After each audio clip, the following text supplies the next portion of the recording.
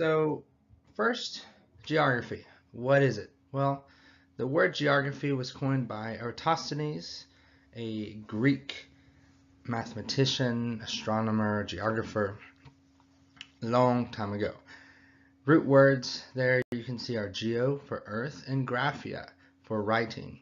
So geography means earth writing, and that makes sense if you understand that geography started out really as just mapping, right?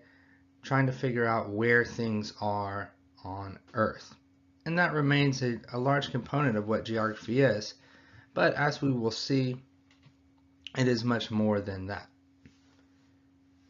A definition of geography is the study of the physical, biological, and cultural features of Earth's surface. Another definition of geography would be geography is everything.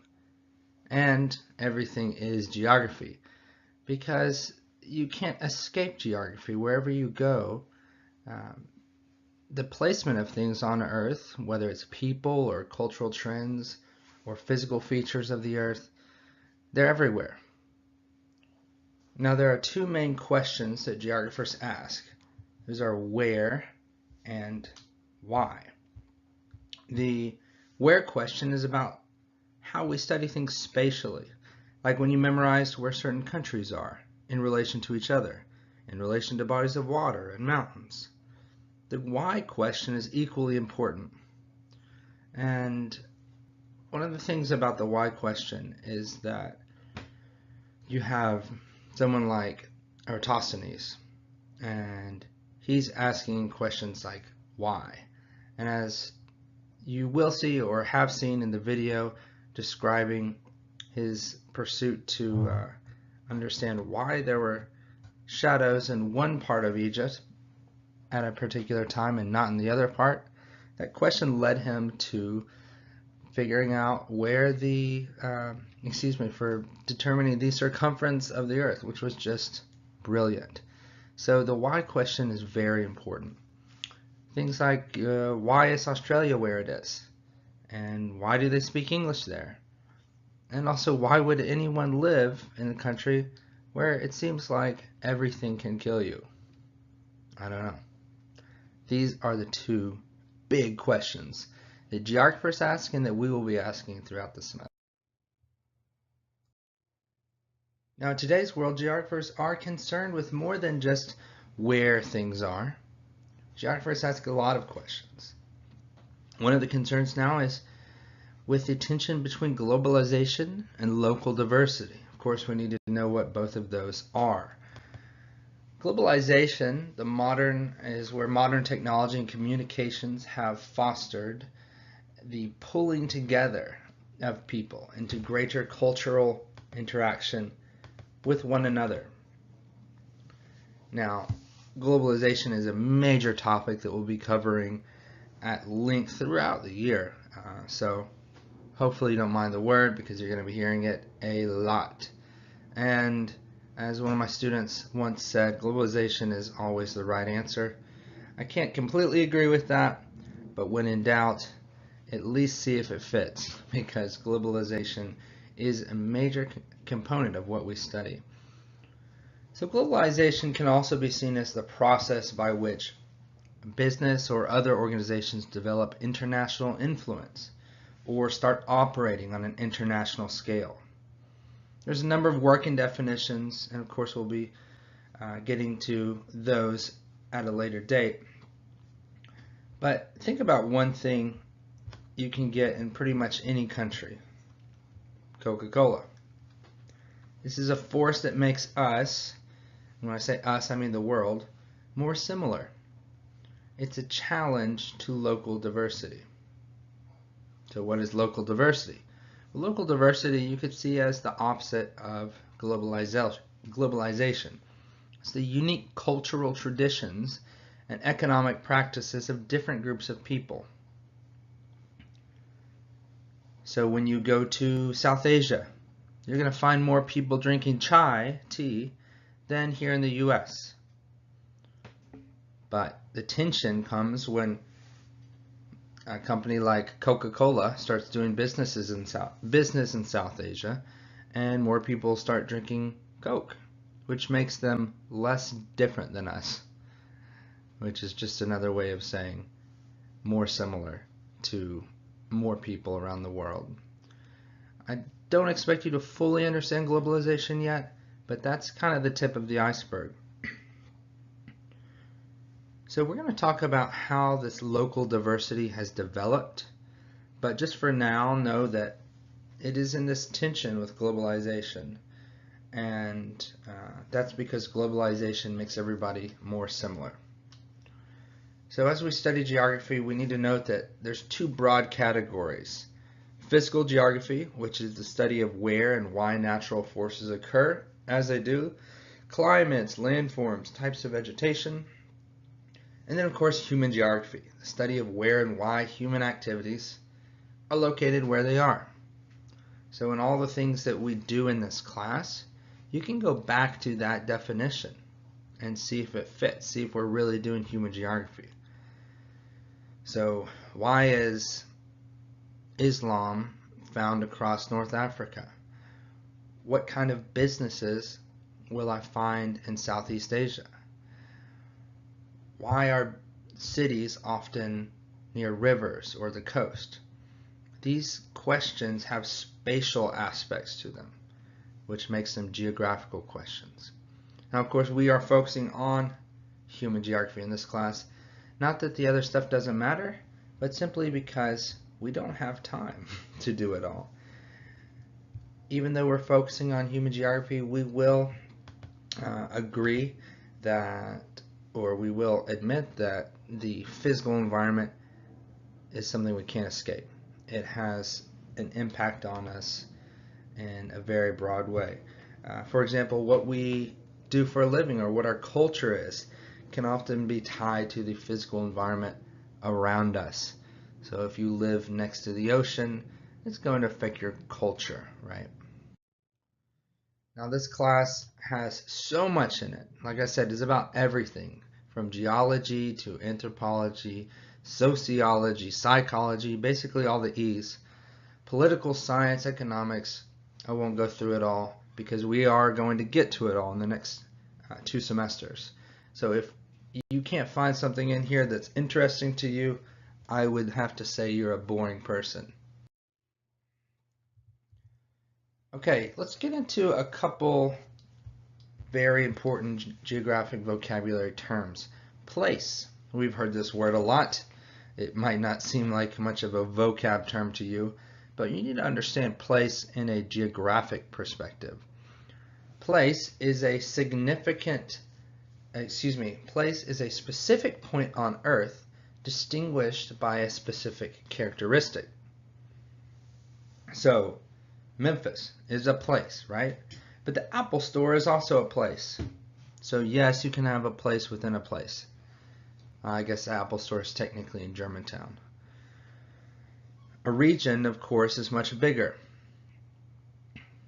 Now, a cultural characteristic that helps to define our region, what some people call the Mid-South, could be that people say y'all here. That is a cultural characteristic. They also say yes sir and yes ma'am. If you went to school in California or went to school up north, you may very likely never hear someone say yes sir or yes ma'am to their teacher. I wouldn't try to get away with that down here in the South. It's just not how we roll. A physical feature, though, might be flat terrain or a humid environment. Probably one of our least favorite things about our environment here in Memphis. Now, if you got on I-40 and started traveling east, you would encounter the hills and the mountains of Tennessee. And that would make sense that that should be a different region, right? Because the physical features start to be different. Both culture and physical features have shaped the history of humankind, and we're going to see how these two factors really continue to dominate the decision-making of individuals, groups, and even countries. Let's look at scale. This is an important thing to consider when studying maps, because different maps have different scales, and that's because they show our world from either a zoomed in or zoomed out perspective. We'll get to that a little bit more later. Space. Here's another word that will seem familiar to us, but it's a little bit different in geography. We're not talking about outer space, because quite frankly, if we did, you would start to get really bored and I would start to get really, really fascinated. I'm a little bit obsessed with space, so please don't, with outer space, so please don't try to get me off topic. You will probably succeed. No, when we talk about space in geography, we're talking about the physical gap between two objects. Like, hey man, give me some space. We're talking about that. And so when you are telling someone that you're 5 minutes from their house, you're thinking spatially. Now, connections. A big theme in this class is relationships. I'm not talking about boyfriend-girlfriend relationships. I'm talking about connections, right? So, relationships among people and objects across space. Because how far two things are from each other often dictates how and to what degree they interact. Another word for relationships, of course, is connections. Make sure you understand that.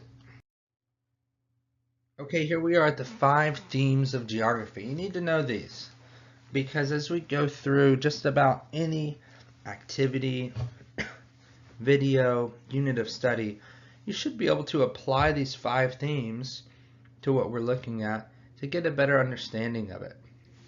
Let's start with location. Now, right off the bat, I want to point out there's a difference between location and place. So there's 2 types of location.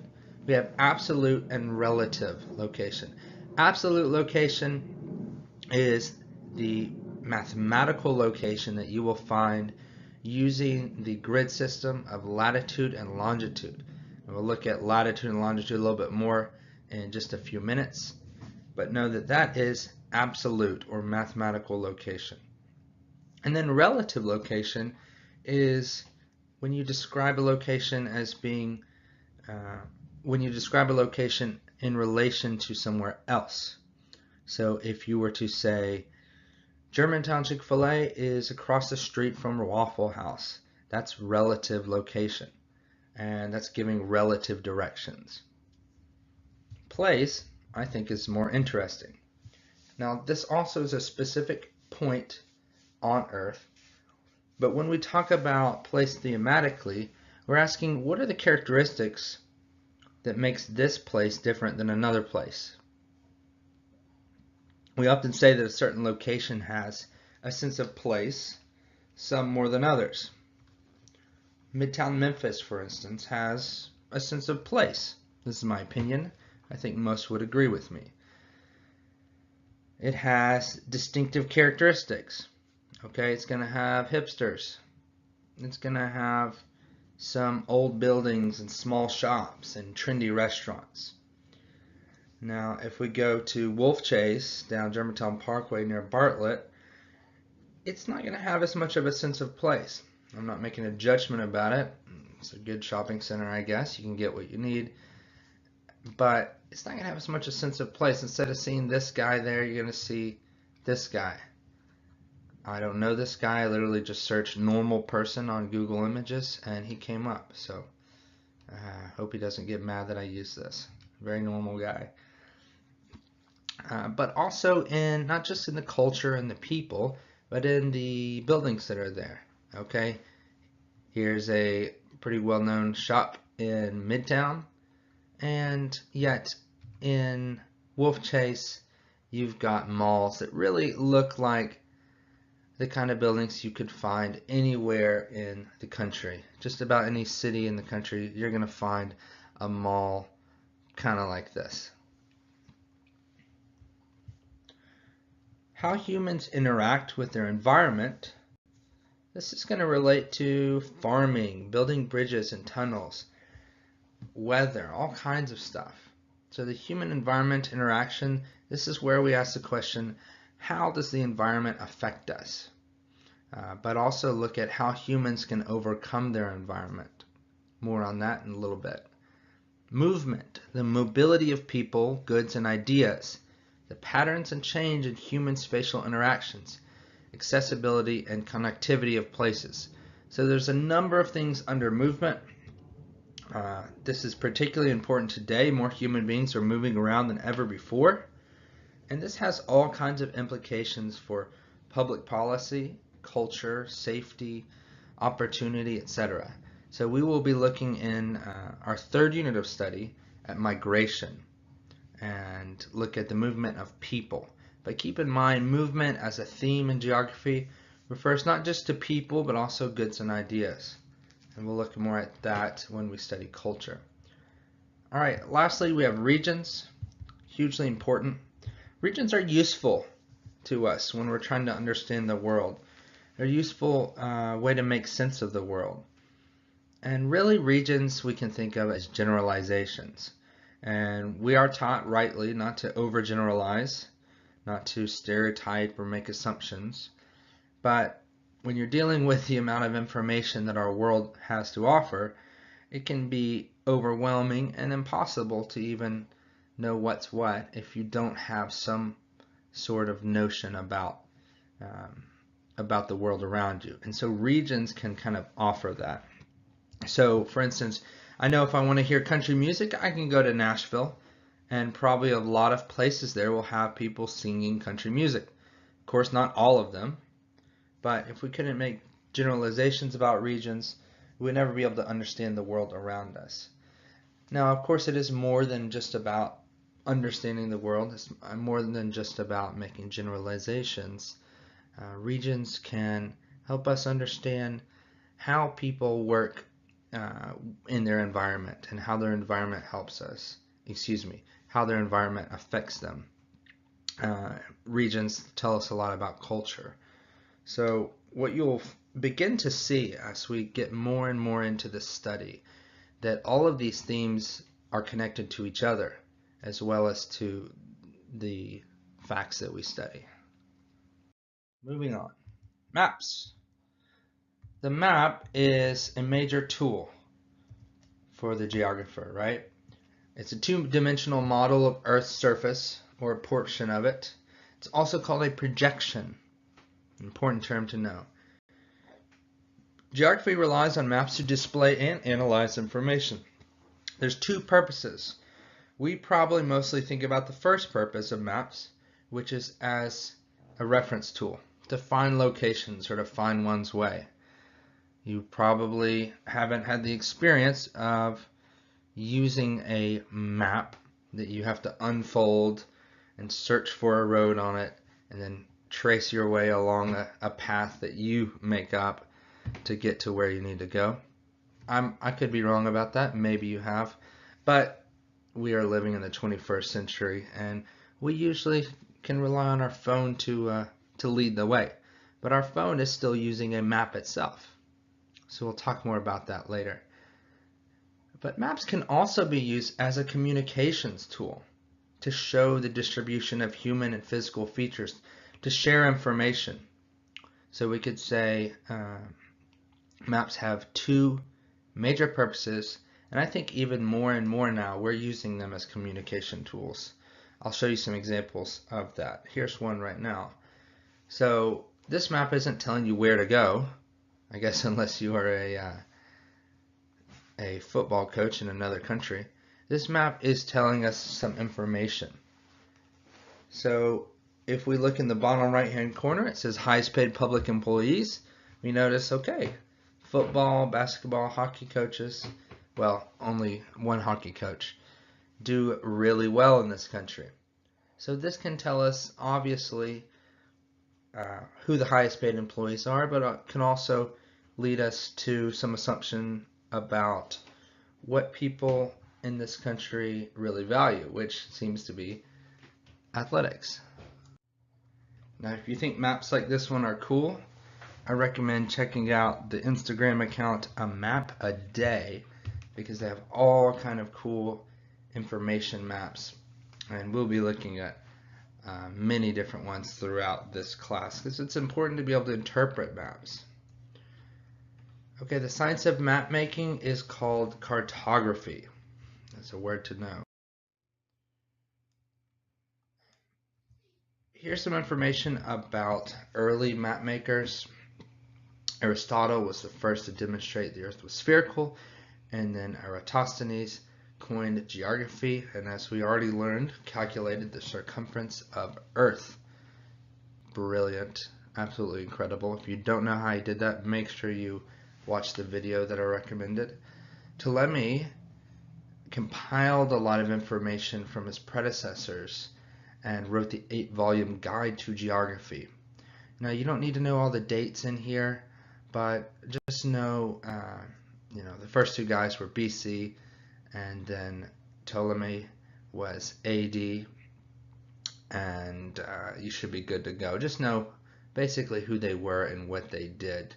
Important thing to understand here, geography goes way back to ancient Greek times.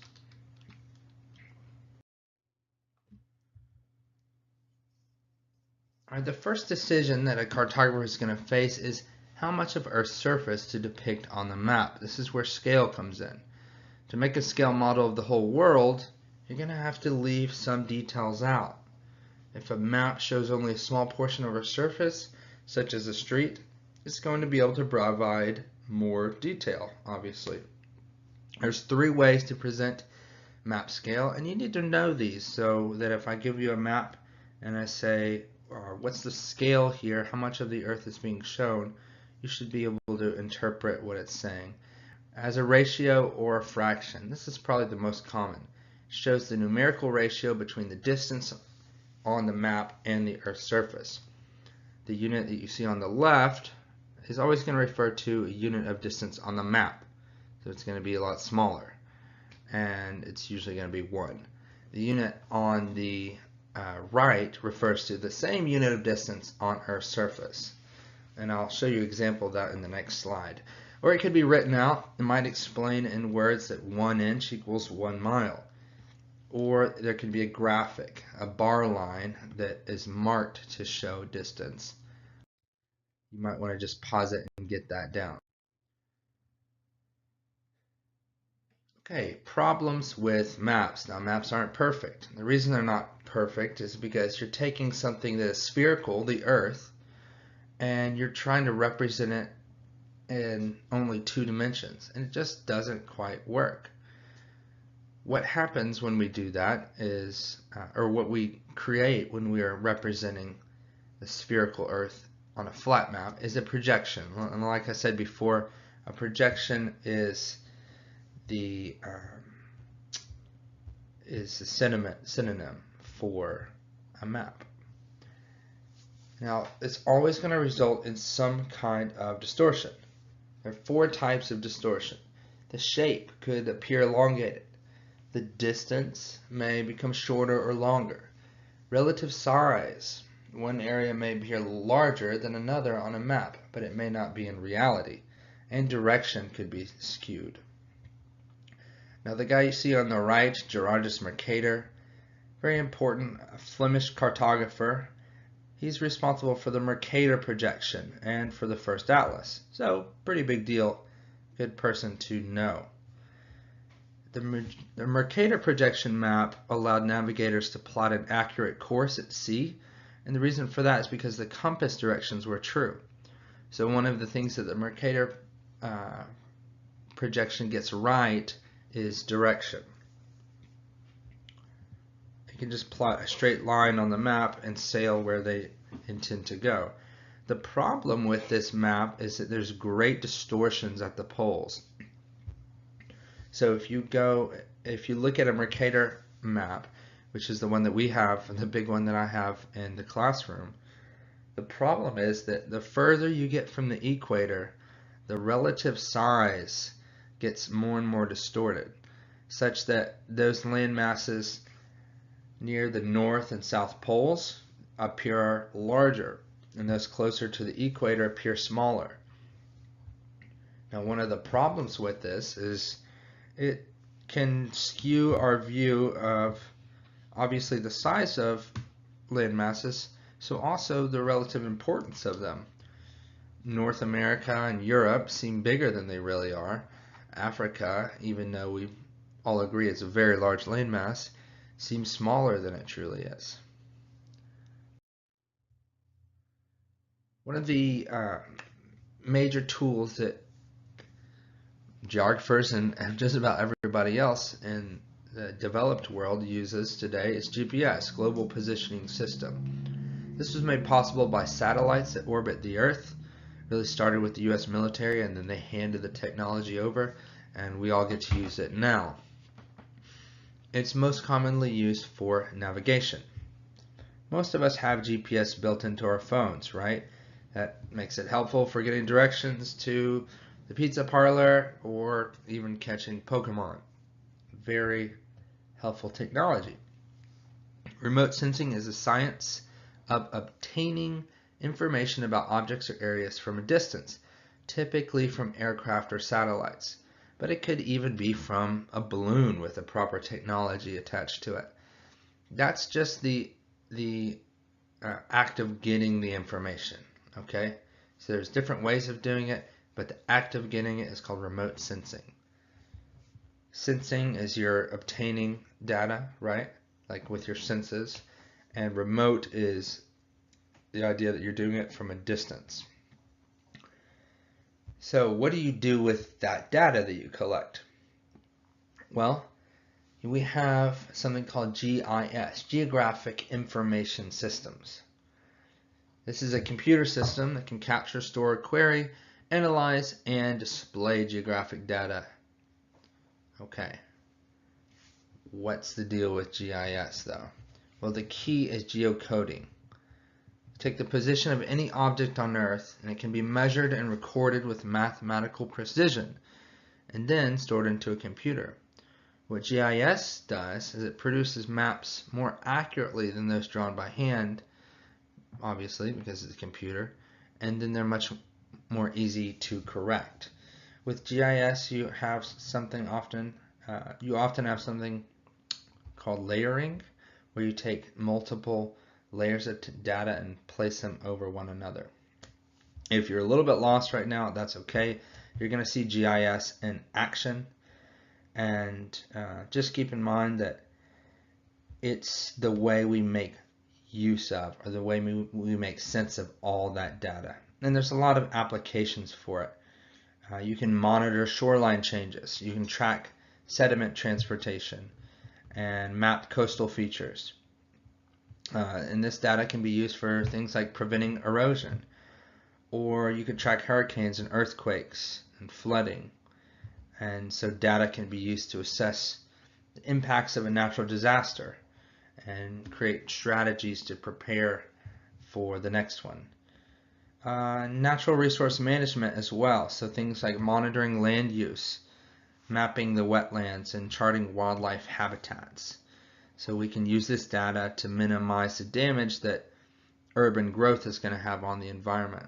So GIS is really important, and it's a huge and growing field. So if you are ever asking the question, what's the point of all this? How is this going to help me get a job? Well, do keep in mind it's not all about getting a job though. You do need to be able to do that.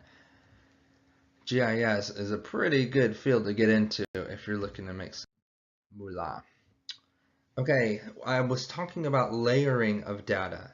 Mashup, this is a form of GIS, refers to the practice of overlaying data from one source on top of one of the mapping services. And the term comes from hip hop, creating a mashup. Yeah, wow, geographers are really nerdy. Here we have the Chicago Transit Authority, and it shows the location of buses and bus stops. When you pull up Google Maps and you're searching for restaurants, you're searching for anything from, a local store to a Charizard, this is taking use of this technology. Location. Location is the position that something occupies on Earth's surface. There's 4 ways we need to know to identify location. One is a place name. Okay, here's a big word, toponym. Toponym is just the name of a place. This is definitely a good example of geographers and academics making things much harder than they need to be. It's just a name, okay?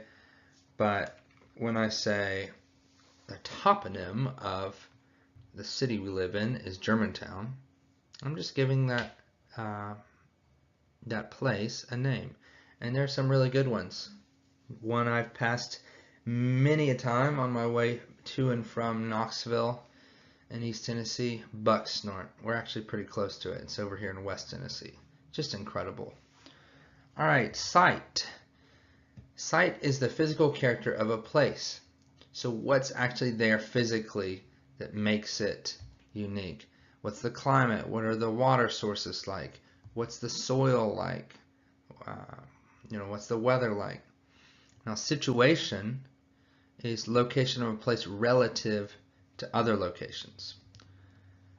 Mathematical location can be described precisely by longitude and latitude. So that'd be like absolute location, right?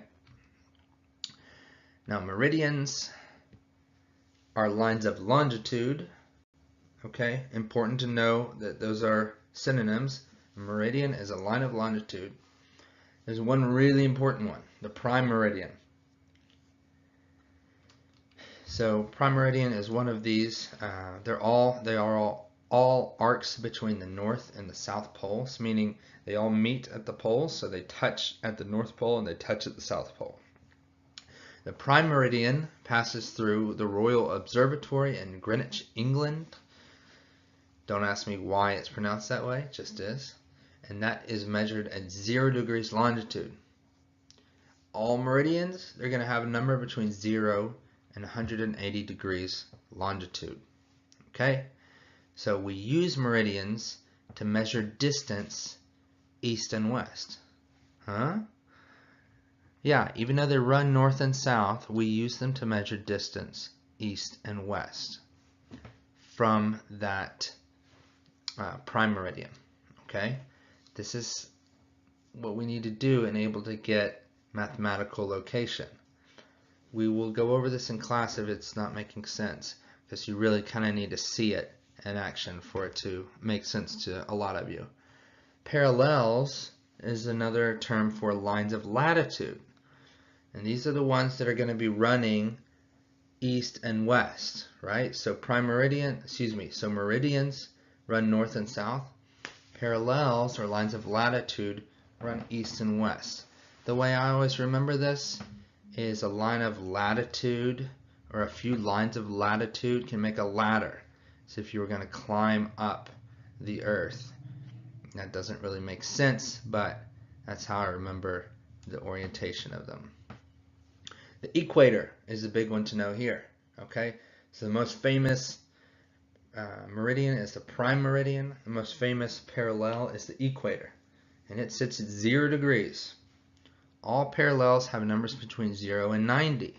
So you can go up north of the equator, or you can go south of the equator. Latitudes are scientifically derived by Earth's shape and its rotation around the sun. I'm going to be completely honest with you. Don't really know what that means. I just go with it. Alright, so let's take a look at this. We have, let me see if I can get my little laser pointer here. Perfect. So we have parallels, right? Notice they never touch each other. That's because they run parallel. Hopefully you're paying attention in geometry class. I know I wasn't. So hopefully what I'm saying is correct. So parallels never touch. They always run parallel to each other. And as you can see, they're measured from the equator. So this one up here, this is going to be 20 degrees, and it's north because it's north of the equator. Duh. This one, also 20 degrees, but it's 20 degrees south. Remember I said lines of longitude running north and south intersect at the poles, and they are measured from the prime meridian. And so, you can go 20 degrees west, or you could go east from there. And so any uh, coordinates, any coordinates that we have in the United States, they're always going to be north and they're always going to be west. Okay? So at the very least, if you see something that's northwest with a parallel that's in the north and a meridian that's in the west, you're going to know, oh, okay, that's probably in Central or North America, maybe even the top part of South America. This comes from your book. The latitude of Germantown, Tennessee is this right here, just to give you an example. Without the system, y'all, there's no Google directions, there's no Pokemon Go. I know I keep using that, and y'all say you're done with Pokemon Go. I know some of y'all are still playing it, you nerds. And who knows what we're going to think of next using this. Myself, I like to do geocaching, which is super dorky, but you should try it out because it's better than Pokemon Go, and it's really the original Pokemon Go. Okay, time zones. So Earth is divided into 360 degrees of longitude. Why? Because it's circular. Well, it's spherical. So you go all the way around, that's 360 degrees. As the Earth rotates daily, these 360 lines of longitude pass beneath sunshine. Okay, we all know that the sun is not shining on the whole world at one time. That's why when we're going to bed, other people in another part of the world are waking up. Every 15th degree represents one time zone, which is the reason why we have 24 time zones. If you want to do the math, it'll add up. When you cross the international date line, you move the clock back 24 hours. If you're eastward toward America, you'll move it ahead 24 hours if heading west. Does that make sense? Probably not. Time zones can get really confusing, and that's alright. Basically, I want you to understand that we change our time because the sun is shining on different parts of the world at different times. It really wouldn't be fair if 7 o'clock p.m. in another part of the world was when the sun was rising, right? Okay, regions. The designation of region can be applied to any area larger than a point and smaller than the Earth. So regions can be very small, but they of course need to fit on Earth.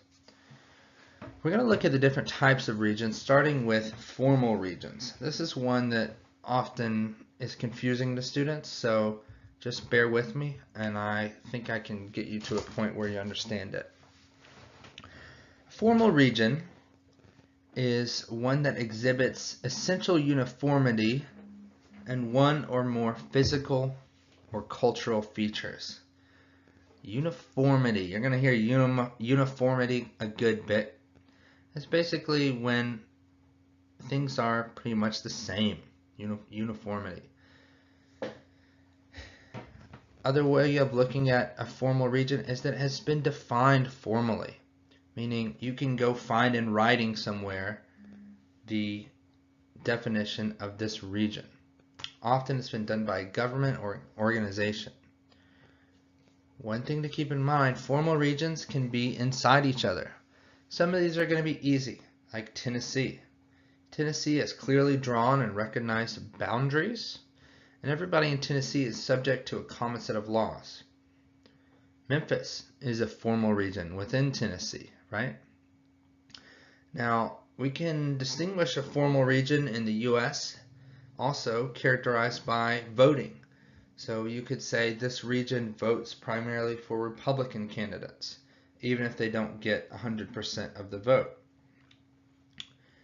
Geographers typically identify formal regions to help explain broad global or national patterns, such as variations in religions and levels of economic development. Meaning another formal region could be the Islamic world, or could be the French-speaking region, or could be a mountain range even. Okay, so sometimes it's not human stuff, sometimes it's physical. So formal region can cover a whole gamut of regions, but you should know it when you see it. Here's a couple examples.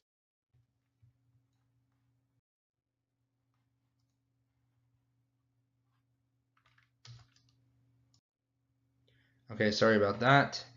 I had some kind of technical difficulty. So if I've said all this already, you can ignore it. But I'm going to go over the functional or nodal region. It's an area organized around a center, node, or focal point that's organized to function politically, socially, or economically. The region is going to be tied to a central point by either transportation or communication systems, or by economic or functional associations.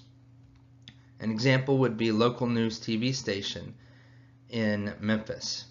Now, people in East Arkansas and Northwest Mississippi, they might watch Memphis news programs.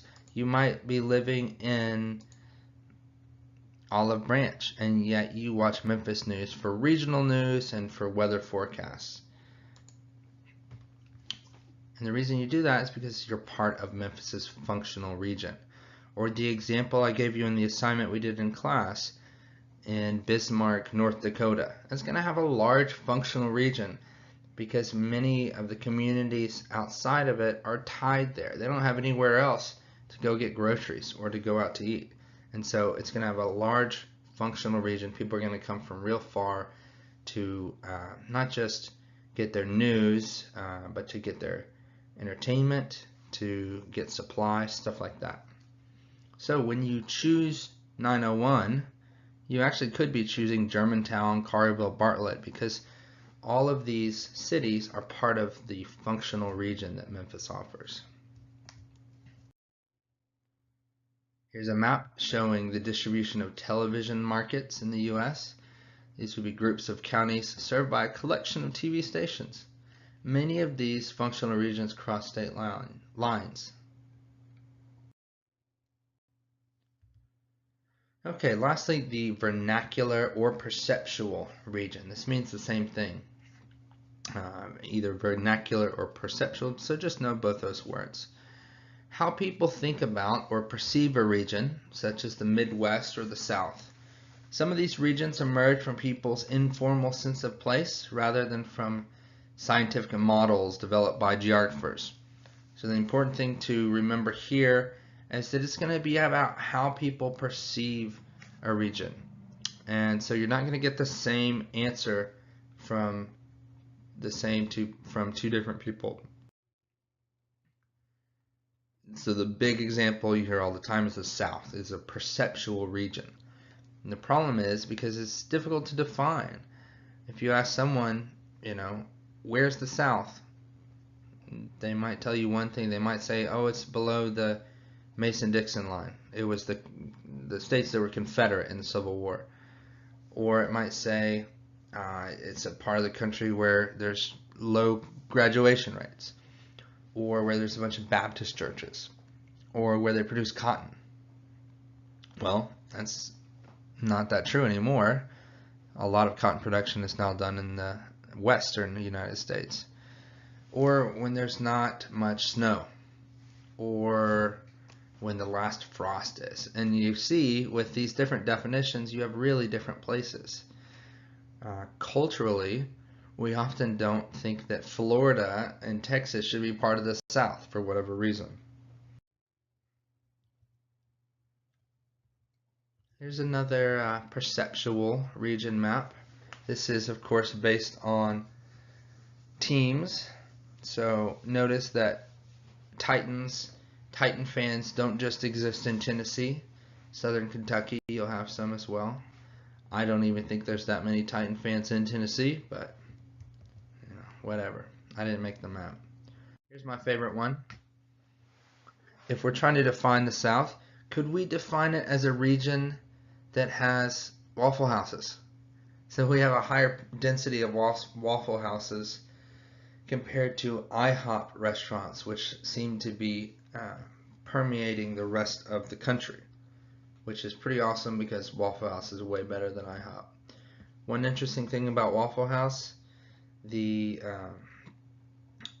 disaster response unit of the United States, the FEMA, I shouldn't say unit, but the branch of our government, FEMA, actually has Waffle House listed as one of those places where people should be able to find some kind of safety and security, because Waffle House never closes. They don't make very good food, but they're still legendary. And here's another one talking about vernacular regions of the world. This is a stereotype map, theoretically, how Americans must see the world. I don't agree with this map, but it's kind of funny. You can pause it if you want to look at it longer. Now I like this map because this is one that doesn't perpetuate the stereotype that Americans are bad at geography, which in general, we're not the worst.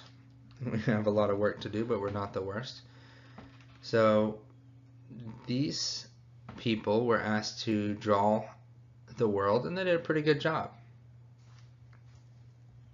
I'm not sure this is a perceptual map, but it at least is a map from the perspective of some Americans.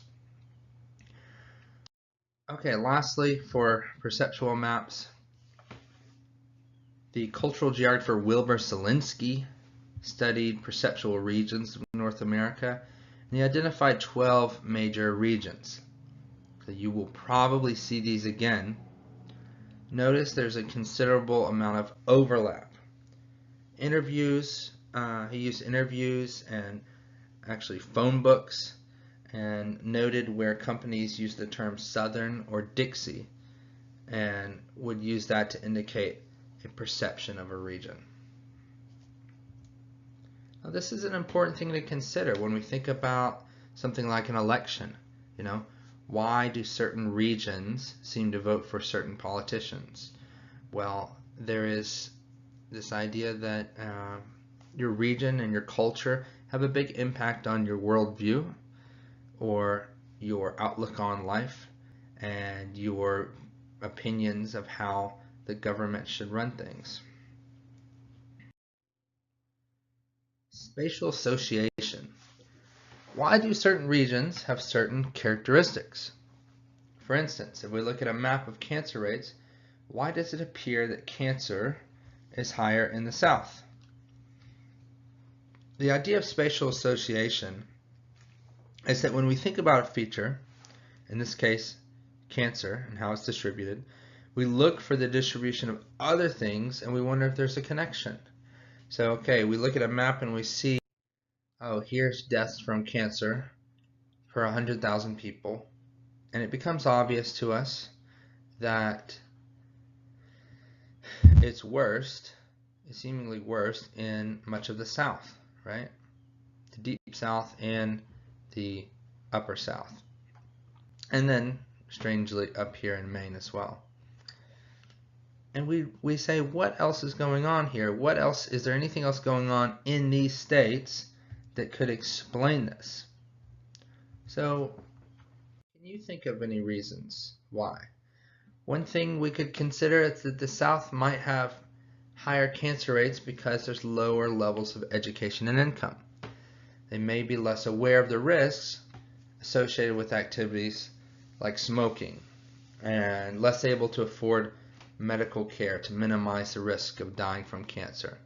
There are other possible contributions to high cancer rates: lethargy, foods that we just know are bad for us, of course smoking.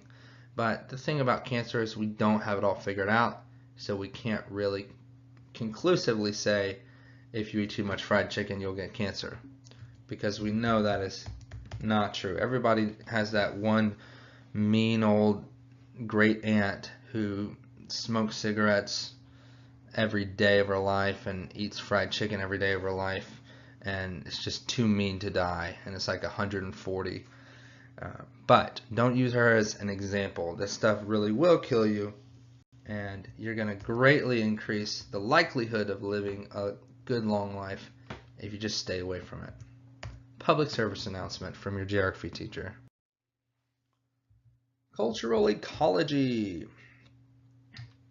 The geographic study of human-environment relationships, meaning looking at how humans interact with their environment. There's two perspectives on this. One of them, the oldest one, or the older one I should say, is environmental determinism.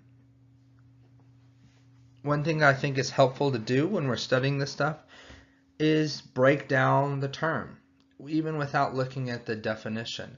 Just say, okay, environmental, so we're talking about the environment, and then determinism.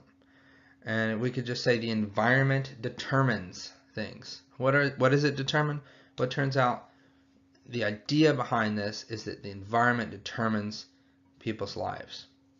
It describes how the physical environment causes social development. Basically, it determines your life, right? Now, we have geographers like Jared Diamond, who wrote Guns, Germs, and Steel, who would argue that your geographic location may have more to do with your society's level of development than just its culture. For instance, this tribe in the Amazon. We could wonder, why did they not advance to the technological level that, say, their counterparts in Europe did? And in today's world, you will still find people like this who seem to be using the same primitive tools that their ancestors were using. Well, someone like Jared Diamond may say, because of their environment, living in the jungle, they don't have a place where they can farm, and so they rely on hunting and gathering, and that means they can't get to a level of dividing their labor, something we call division of labor, where one person can be farming, which frees up another person to be making weapons, or another person to be doing experiments. And when we have division of labor, as the Europeans were able to do because they had great farming practices and a surplus of food, then some people can get really good at all kinds of different things. Someone can get really good at making weapons, and that means they can take over another area and have a large political formal region, if you will. So that's one perspective. Another perspective is possibilism. And this one says that the physical environment may indeed limit some human actions, but people have the ability to adjust to their environment, and in many cases, change their environment. Modern geographers generally reject environmental determinism in favor of possibilism. So possibilism is the can-do attitude. Oh, there's a mountain there? No problem, we will dig right through it. Oh, there's a channel separating these two countries? That's not a problem. We will, dig just under it. Or there's a desert here, as there is in California, arid and semi-arid climate. Well, we'll just pump in water from another state or from underground, and we will grow more vegetables here than anywhere else in the world. So these are just a few examples of how human beings have really overcome their environment. With greater technology, it appears that the shackles of our geography restrict us less and less. But it is important to remember that our geography still plays a role in everyday aspects of our lives, from government decisions to migration to our culture, and etc., etc.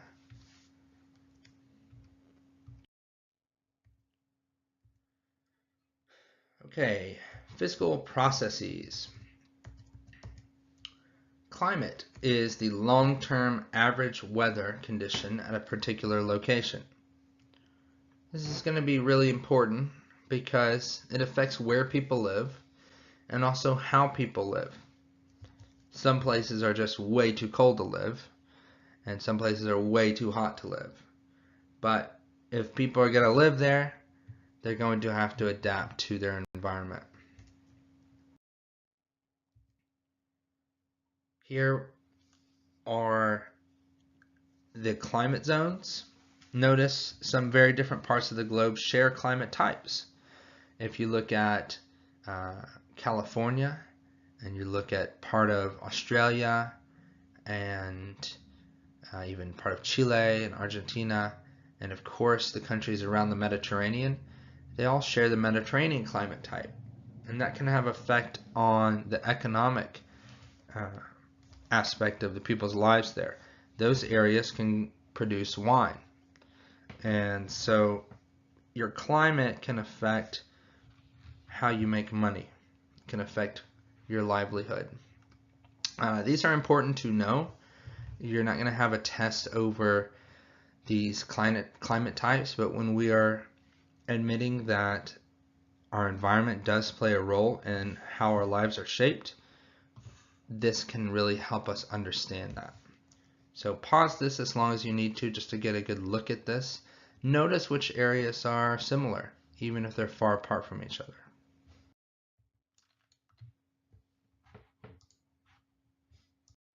Globalization. This is a big one. Globalization means that the scale of the world is shrinking, not literally in size, but in the ability of a person, object, or idea to interact with another person, object, or idea in another place. We're growing more and more connected. The global economy is producing a world that is more uniform. Remember that word uniform? More like the same as everything else. It's more integrated, more connected, and interdependent. Interdependent meaning we're relying on each other. Our economy is connected to China's economy, and they really are dependent on each other. Most economic activity undertaken in one region are influenced by interaction with decision makers located elsewhere. So when we're thinking about international trade and where your t-shirts come from, the price that Old Navy creates for the shirt that you're buying is dependent not just on what they want to sell it for, but what's going on in the part of the world where it's made, or even the cost of transportation. Globalization of the economy has been led primarily by transnational corporations. Now, that always sounds like the bad guy, transnational corporations, but these are just huge companies that operate not just in one country, but in multiple countries. They conduct research, they operate facilities and sell products in many countries, not just where their headquarters are. Globalization has led to more specialization at the local level, meaning certain people doing just one thing in their job. Now, in my job, I do multiple things, right? I teach, I prevent fights from breaking out, I end up cleaning, I sometimes am a counselor. I do a lot of different things, but globalization has people focusing just on doing one thing at a time. I don't necessarily do all those things very well, by the way. Transnational corporations take this into account and assess the economic assets of each place. And one of the big economic assets that transnational corporations are after is labor. And they want cheap labor, which is why the things that we buy are so often made in other countries. We'll talk a lot more about that later, but it's something to keep in mind. Globalization has also caused heightened economic differences among places. Some places have become centers for technological research, while others become centers for low-level tasks. So we compare somewhere like Silicon Valley, California, to Honduras, where people are doing very low-level work and not getting paid much for it. Here's an example. Yazaki, a transnational corporation, makes car parts. They've got factories in Asia and Latin America because labor costs are going to be really low there. Labor costs are low, the cost of living is low, people there don't have a lot of options, and so they're willing to work jobs for much less than people in America and Europe are.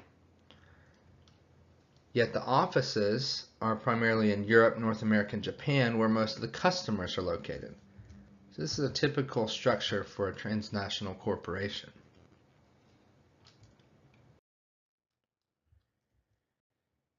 All right, how does culture get globalized? Not just the economy, but also culture. Fast food restaurants, service stations, and retail chains deliberately create a visual appearance that varies among locations as little as possible. Now think about why they may do that. It's so that customers know what they're going to get. Customers know what to expect at these places. If you're a McDonald's and all your buildings look different, you're not going to sell as many hamburgers because people aren't always going to recognize you. And they're also not going to assume that they're going to get the same experience every time. Now, for a lot of us, it's an experience we don't want, and so we don't go to McDonald's. But many people say, hey, I know what I'm going to get. It's not the greatest thing, but it at least is going to be all right. Ooh, the dip cones, though, are so good. Also, there has been a globalization of cultural beliefs and forms, especially religion and language. Generally, Africans, for example, have moved away from traditional religions and have adopted Islam or Christianity. Also with culture, we have the food and drink that we consume. Okay? So, globalization, in short, brings our culture more together, brings us more into a dominant world culture that is mostly Western, but not always. And it also, of course, connects our economies more. Now, there is a caveat to this. The communications revolution, where we have all kind of information at our fingertips, cell phones and movie broadcasting and TV shows and radio, it's going to promote globalization, certainly. But it can also, in some cases, permit the preservation of cultural diversity. And an example is that TVs now have hundreds of programs in many different languages. One example that I witnessed in Ghana, I took this picture and riding in what's called a trotro, just a little van, is this, not this shirt, but the screen up here.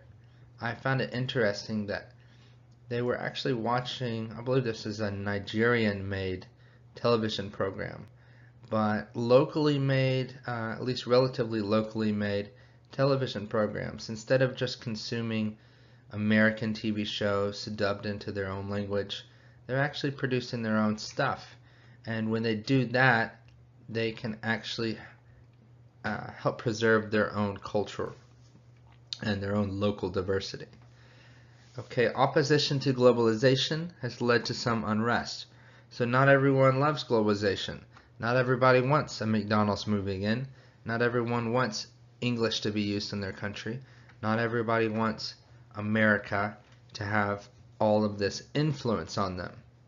And so it can be argued that a lot of the terrorist attacks going back to 9/11, before all of you were born, September 11th, 2001, which was of course the big one in the United States, though there have been countless other terrorist attacks across other parts of the globe.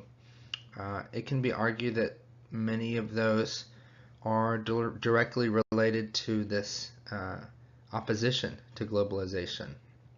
And since America is the real harbinger of globalization, since it is the force behind it, A lot of these companies are American companies.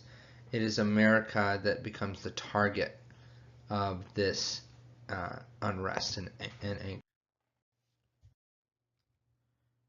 Okay, distribution. We're talking about, we're thinking spatially here. Distribution. Each building and community occupies a unique space on Earth. Geographers explain how these are arranged across Earth. So if we're looking at the question, where are Chick-fil-A's? Where are they distributed? And how do I find them? That's thinking about distribution. Geographers identify three main properties of distribution: density, concentration, and pattern. Density is described as the frequency with which something occurs in space. Again, not outer space, but on Earth. How often does it happen is usually what we think of when we hear frequency, but we really are looking at how much of it is there. Okay, so how many Chick-fil-A's are there in Tennessee? What's the density of Chick-fil-A's there? Or how many people are in this given parcel of land? Or how many people are in this county? Arithmetic density is the total number of objects in an area divided by the measurement of that area, the space. It's commonly used to compare the distribution of a population in different countries. So we could compare density in the United States with density in Japan. And as you might imagine, Japan's going to be more densely populated. There's not as much land and there's a lot of people, so people are crammed in there together. This involves the number of people and the number associated with the land area. What country do you think has a higher population density, China or Belgium? Well, you may have said China, and that would be understandable because we think about people in Asian countries crammed into these huge, busy cities, and China certainly is no exception. But China is also a very large country. It's just that much of it is uninhabited. Much of it doesn't have many people living in. Or much of the countryside people are not living in. But Belgium actually has a higher population density.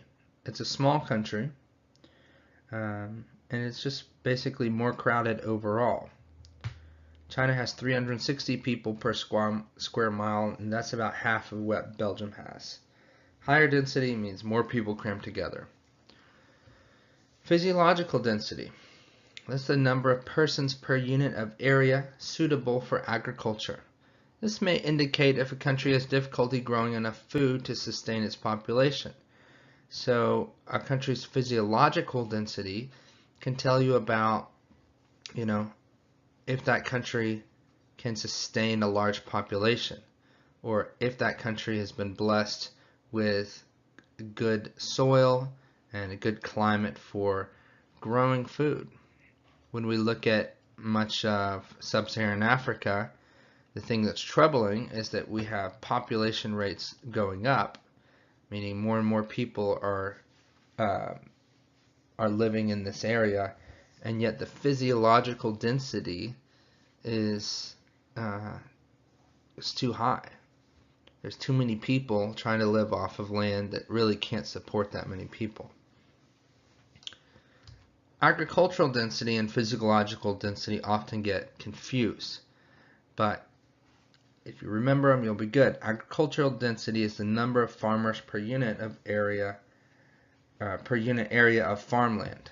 Okay, so basically, how many farmers are working on the land? A high agricultural density means there's going to be a lot of farmers in a country. And that might mean a country has inefficient farmland because it's taking more and more farmers just to get enough food from the land. In the United States, we actually have quite low agricultural density. We don't have that many farmers, even though we're a big country, especially compared to the rest of the population. About 1% of our population works directly in agriculture, which is very low. That's because we're an advanced country. We have a lot of specialized farm equipment, so we don't need a lot of farmers. And we happen to be pretty lucky in where our country is. We have a pretty long growing season in many parts of the country, and the soil is not bad. In some places, it's really, really good. So the agricultural density of a country could help clue you into how technologically advanced they are. If they have a lot of farmers, that means they probably don't have a lot of technology.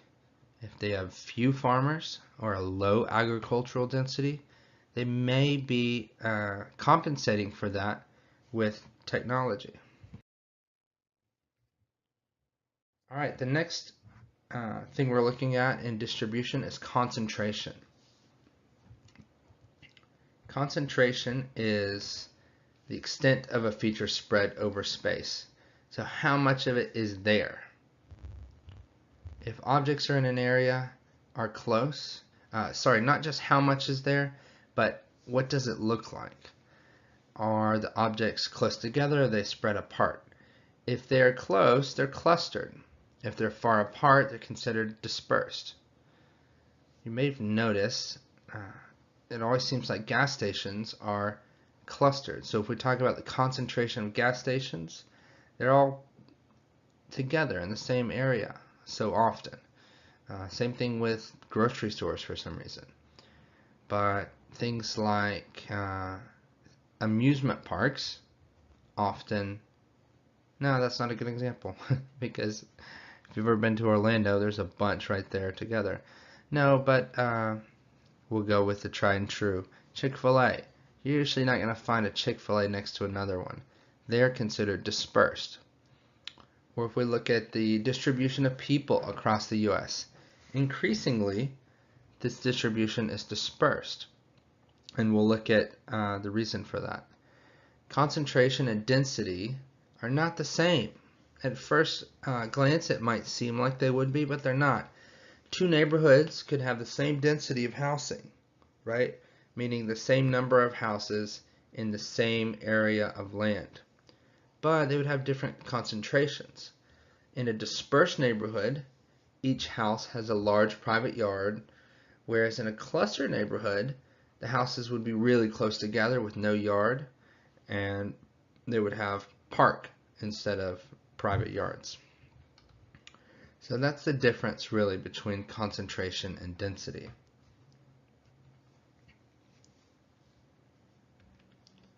When I say that the distribution of people across the U.S. is increasingly dispersed, this is really because of suburbs and westward expansion. We are taking over more land and developing more land and putting houses on more land, and so we're not all just living in cities next to each other. Even though our cities are growing, that's because our population is growing. Pattern, geometric arrangement of objects in space. Some objects are organized geometrically, others are organized irregularly. Many U.S. cities contain a regular pattern of streets known as the grid pattern, which you can see right there in the middle. This one intersects at right angles to form square blocks.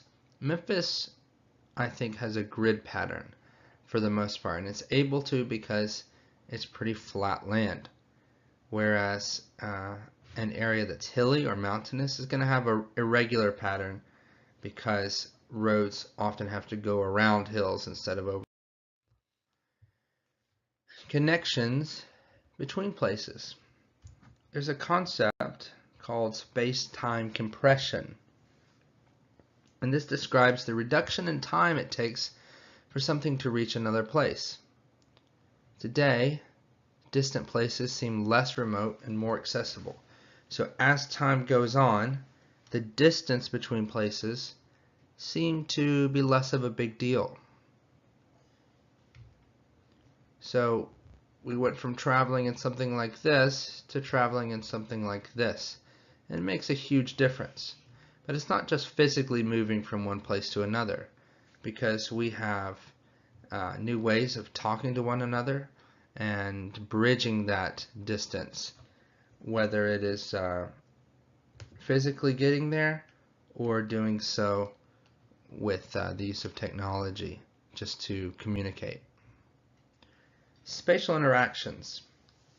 With better connections between places, people are more exposed to a barrage of cultural traits and economic initiatives in other regions, and they may adopt some of these cultural and economic elements.